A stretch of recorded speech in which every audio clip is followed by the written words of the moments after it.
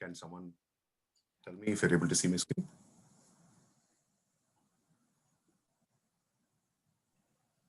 Yes, Rajesh, we can. Rajesh. Yeah. All right. Okay. I'm going to start off with a shloka. Sadashiva Samarambham Shankaracharya Madhyamam Asmadacharya Paryantam Vande Guru Parampara. For those of you who don't know me, my name is Rajesh, and the fact that you are here today shows that you are a seeker like myself. And I'm a seeker of truth, knowledge, and happiness. The topic that I choose today is to share how smart marketeers have understood how to influence us. And with ads, specifically looking at ads, right? And then marketers, like you see in this picture here on the left side, the Lego block here, Lego, they're selling Lego. And in the middle is the Gillette shaving. You know, they sell us hope, love, kindness, happiness when they sell us just the Lego blocks or even a shaving cream or a shaving razor blade. The point is, it's not too far off for them to even influence even those folks who have taken up quote unquote monkhood. And there's a reason for that, because they leverage a very timeless principle that Gita has stated and our Upanishads state from time immemorial as to how people can be influenced and how people make their decisions. Now think about this, okay?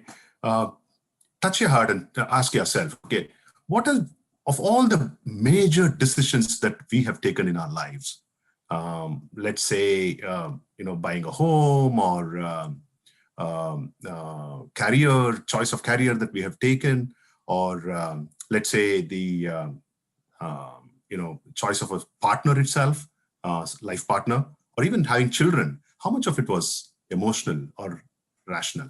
Think about that for a second. So here are three takeaways from this presentation that I'm hoping that I want to share with you. Number one, first of all, appreciate that there's an age-old trick that smart marketeers are using to influence us. Number two, understand why we are gullible, sometimes compulsively so, even without our own expectations that, okay, I should not get influenced. We do get influenced. Now, the third point is, what can we do about it so as to not to succumb to the influence, and importantly, take charge of our life? That's my, that I'm hoping that I'm going to share that in the next 15, 20 minutes. I probably will have to slide through some slides because I don't have a lot of time. So let's go through that. Okay, so I put together a bunch of videos when I was researching for this particular presentation, but I'm going to share one video here with you guys. The question that I have for you is, you can type in the chat window as you go through this video, whether this is an ad, whether it's going to appeal, whether it's appealing to you at an emotional level or at a logical, rational level.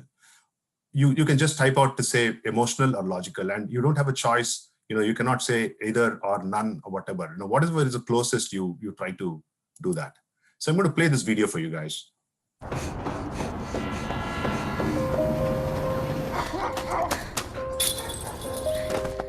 Sometimes I wonder what I'd tell my younger self if I ever saw him.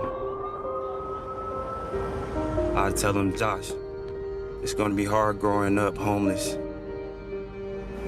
But you got to believe in yourself. Be tougher than the world around you.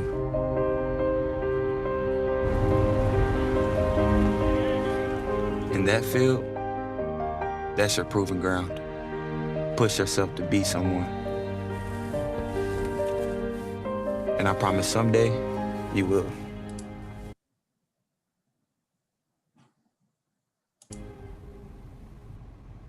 Come on, Josh, let's go. Number 28, Josh Jacob.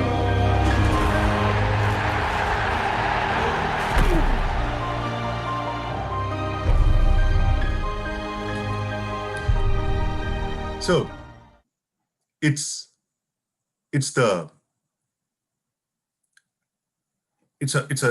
an ad for Kia Tough, and I'm just looking at the chat window. So it seems to me unanimous. Everybody seems to be saying it's an emotional ad. Well, the point is like this. Logic is cold, right? It's return on investment, value for money, saves time, better by X%, cheaper by Y%, faster by Z% compared to something else. But emotion is warm, fuzzy, words, phrases that trigger a buying impulse. Now, this is the trick. What smart marketeers use. Smart marketeers use to appeal to our emotions and not to our logic. Now, I'm not going to go through the other slides, other videos, but let me just forward it and go forward to my next slide.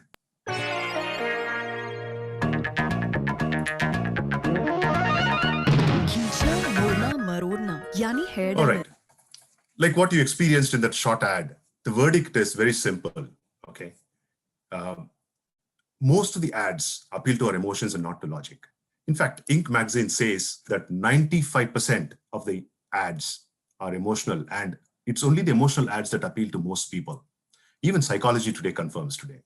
Now, smart marketeers intuitively have multiple ways of segmenting people and putting in that emotional appeal into their ads. For example, when I did this research, there are about 23 types of advertisements that marketeers use. 14 of them fall under the category of emotional appeals. And you could see, I put on a list here. I'm not going to go through that in detail. And here are some of the rational, logical appeals that people use. Although I beg to differ in some of these many aspects of this logical thing, except for ads which which are based on statistics, saying that 100 people out of 100 people, 80 people found this better, therefore you have to buy this. Except for those kind of ads, the rest of these things are all, in my view, are actually emotional ads. So if you look at it, all the 23 types of ad categories, 22, in my opinion, are emotional ads.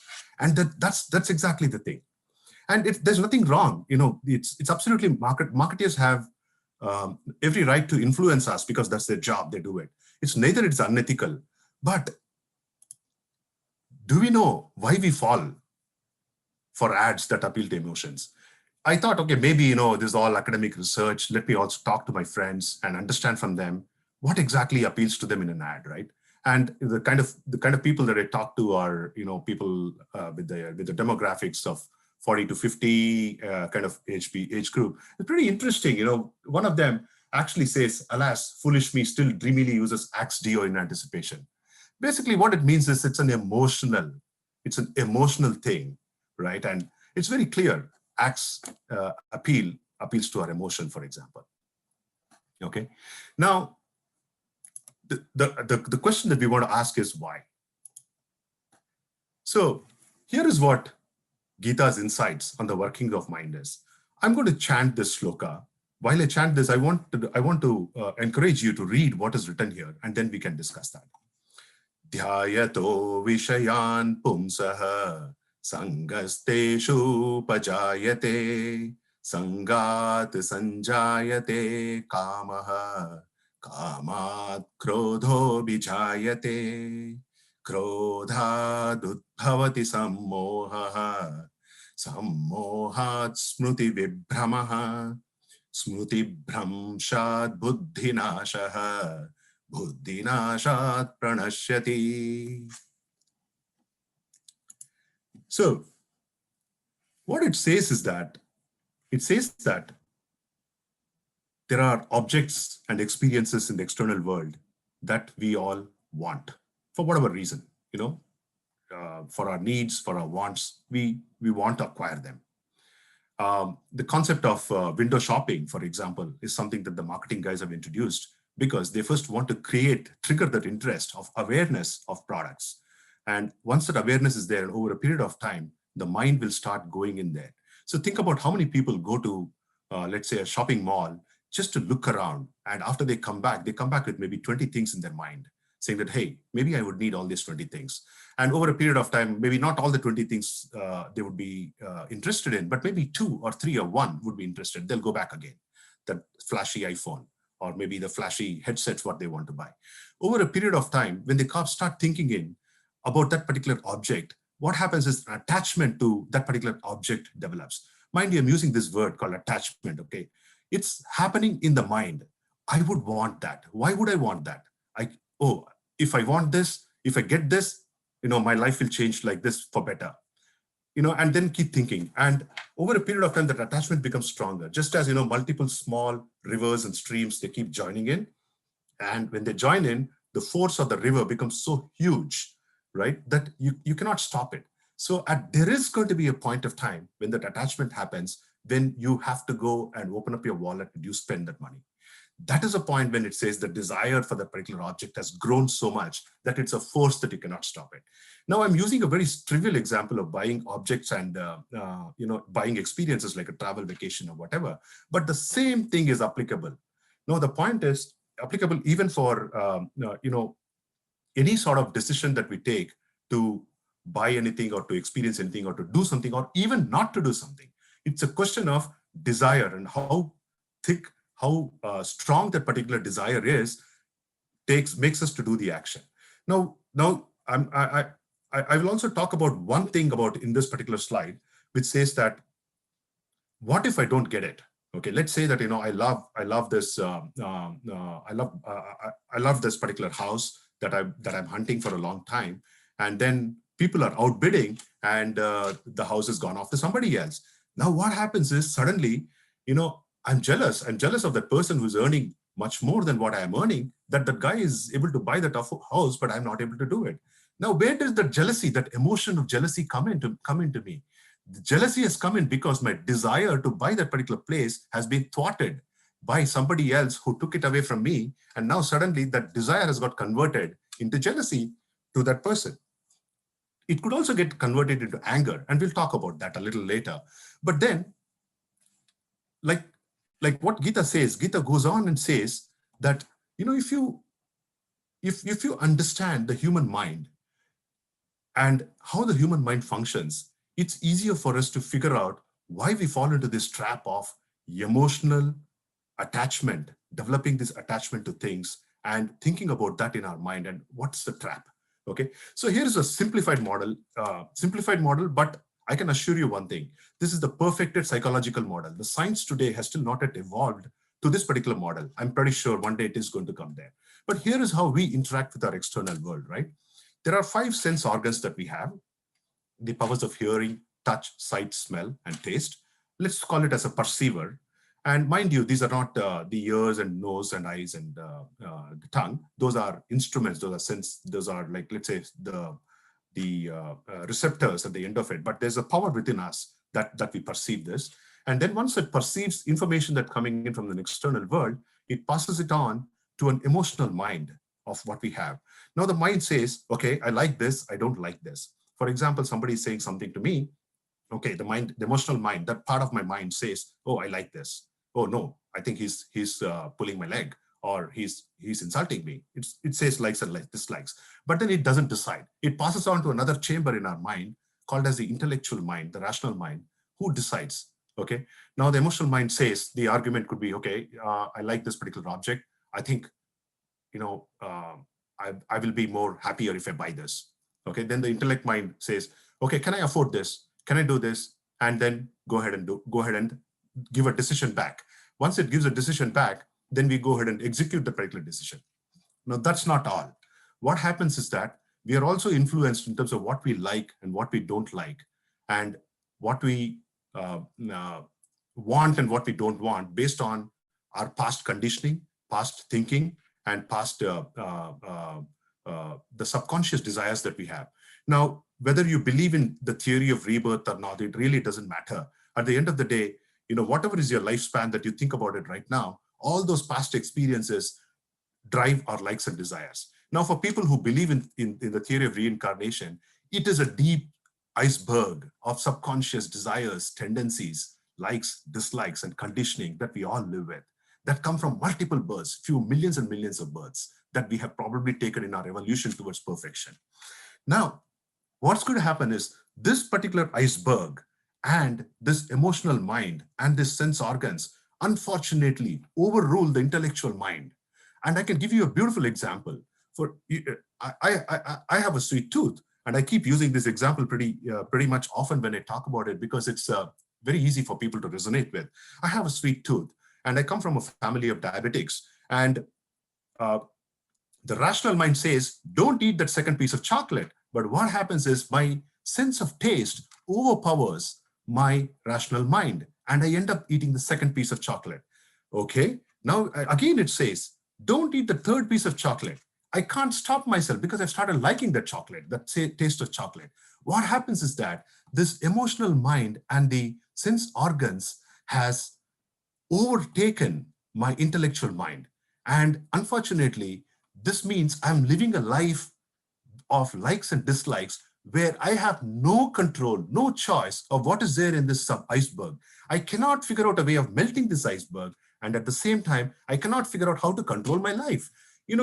People might think what's wrong in living a life for likes and dislikes? I'm going to have fun. I'm going to enjoy doing what I'm doing. I'm not going to enjoy what I don't like to do. But the point is, where exactly are we exercising this intellectual brain, in intellectual mind, in terms of deciding what is good for us rather than what is pleasurable for us? That's the key point that I'm trying to make here. Okay, so where is that free will, the ability to think clearly, intellectually, and determine what is good for us rather than pleasurable for us? Mind you, not all pleasurable things are always good for us, but all good things are always pleasurable in the long run.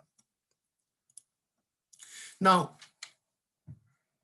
Gita again vividly describes the 3 examples in terms of how strong or not strong our rational emotional mind is. And again, I'm going to explain the 3 examples. Think of these 3 examples, right? Can you see any object in a dirty mirror?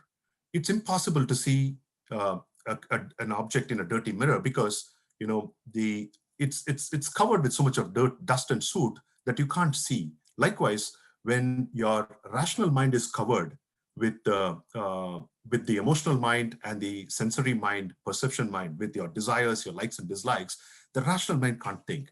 Another example, what it talks about is the smoke coming out from a fire. You know there is a smoke out there, but you can't see the fire coming in. You can't see the fire itself because the smoke has enveloped the fire. And there's a third example, like the embryo being enveloped with the embryonic fluid. We cannot see the embryo itself, but because it's enveloped it. So it says that the gross body, the sense organs, the emotional mind, they have the mind of their own, all 3 of them. And we all know that, we all experience that.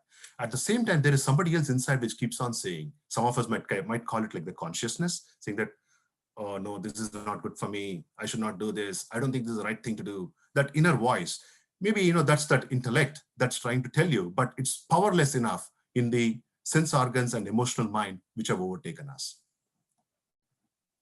And it's like, giving a newer example. What if your steering wheel of your car or the wheels of your car have taken control of your driving rather than you? How would that be?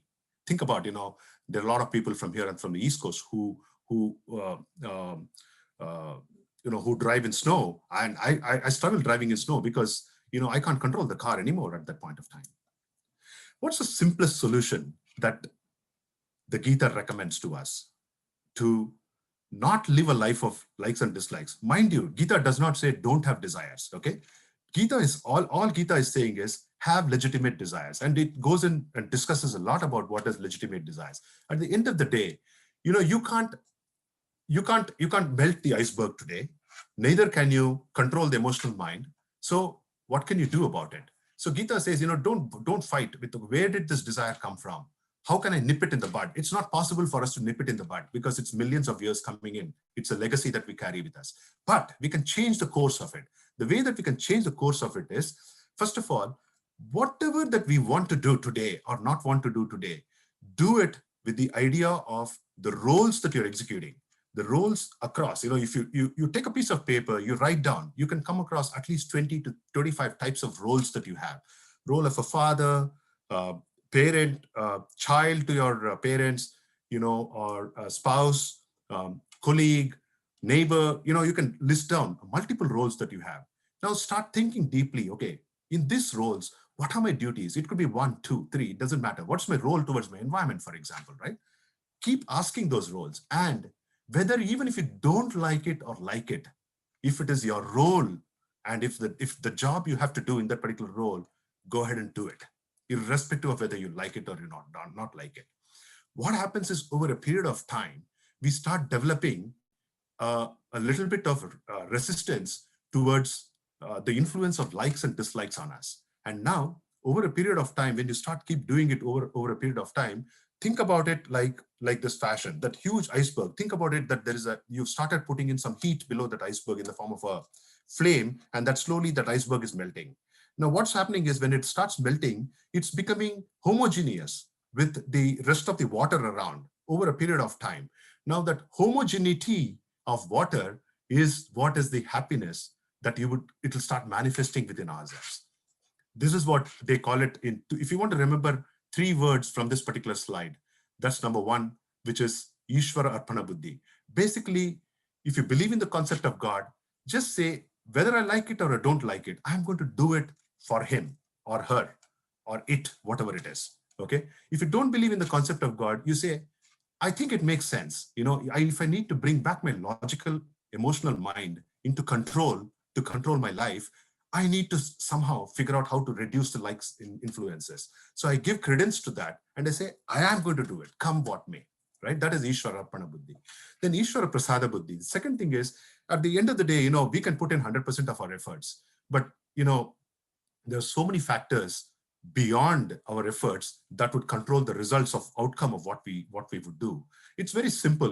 When you take out your car today, what are the chances that even if you are a perfect driver, 100% safe driver, what are the chances that we will not meet with an accident? The chances are, I don't think anybody can give us any guarantee that, we're not going to meet with an accident, because, serendipity or karma phala, what we talked about a little while, it can come in from multiple directions and it can create an outcome. So the second point is realizing the fact that the results of what we are going to do need not be commensurate with the 100% effort what we're going to put.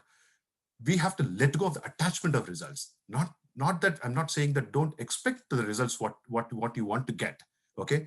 But you have to let go of the attachment to the results and then focus on doing the work what we have at hand to the best possible way. And that also gives us one powerful benefit, because think about this way. If you have 100% concentration on doing something and you're spending all that 100 thoughts, let's say, okay, on doing the task rather than diverting your mind to thinking what if scenarios, then what's going to happen is the energy that's going on to doing the work is going to be so much higher. We're going to be, number one, going to be much more efficient.